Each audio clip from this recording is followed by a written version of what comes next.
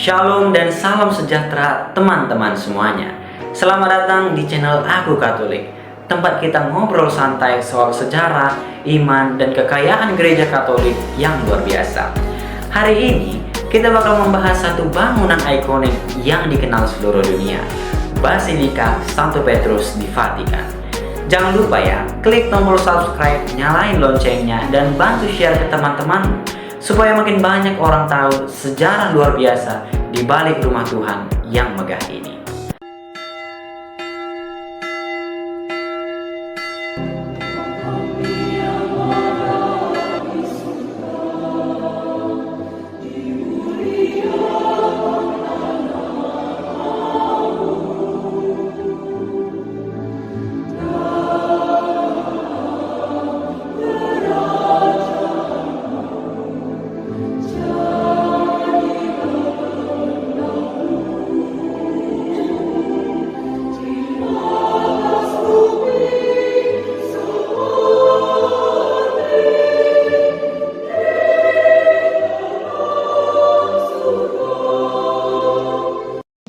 Kalau dibandingkan sama usia gereja Katolik yang udah 2000 tahun lebih, Basilika Santo Petrus itu sebenarnya masih anak baru.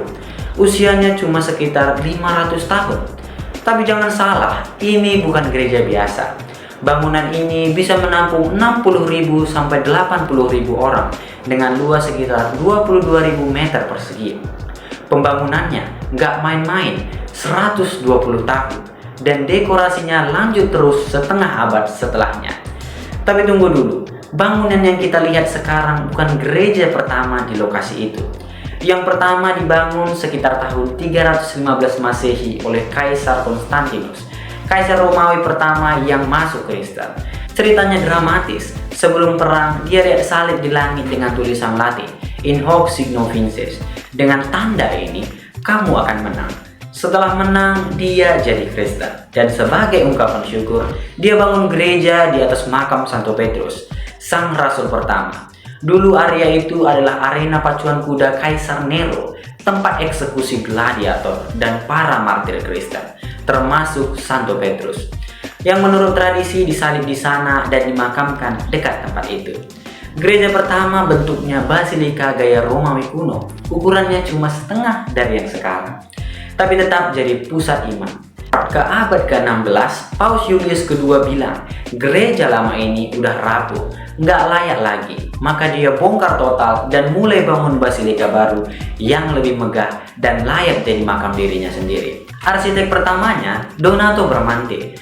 Tapi karena proyeknya super panjang, arsitek-arsitek lain ikut terlibat, dari Rafael Michelangelo hingga Bernini. Prosesnya nggak mulus, banyak perubahan rencana, konflik desain, dan ketegangan antar arsitek dan paus. Bahkan, kubus pertama yang sekarang jadi ikon basilika itu baru selesai puluhan tahun setelah Michelangelo wafat. Tapi desainnya tetap dihormati. Desain awal Michelangelo pakai salib Yunani simetris, tapi karena tuntutan liturgi dan polemik teologis, desain diubah jadi salib Latin dan gereja diperpanjang ke depan. Itulah kenapa sekarang kita harus jalan lebih dari 90 meter dulu baru bisa lihat kubahnya.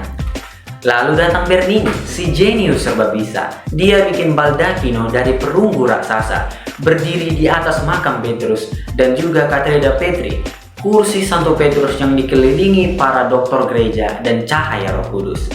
Bernini juga merancang halaman depannya yang sekarang dikenal dengan Santo Peter's Square. Desain awalnya akan membentuk lengan terbuka, melambangkan pelukan bunda gereja yang menyambut semua orang.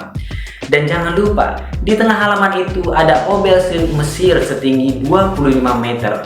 Dipindahkan dengan usaha luar biasa di abad ke-16. Bayangkan, tanpa alat modern. Dengan semua elemen itu, Basilika Santo Petrus bukan cuma bangunan, tapi sebuah perjalanan iman. Dari darah para martir, ketekunan para paus, kejeniusan seniman dan arsitek, hingga jadi simbol utama gereja Katolik di seluruh dunia. Wah, luar biasa banget kan sejarahnya? Dan itu baru permukaannya aja. Klik subscribe, kasih link, dan tulis di kolom komentar apa bagian dari Basilika Santo Petrus yang paling bikin kamu kagum. Terima kasih udah nonton sampai habis. Sampai jumpa di video selanjutnya. Tuhan memberkati. Shalom.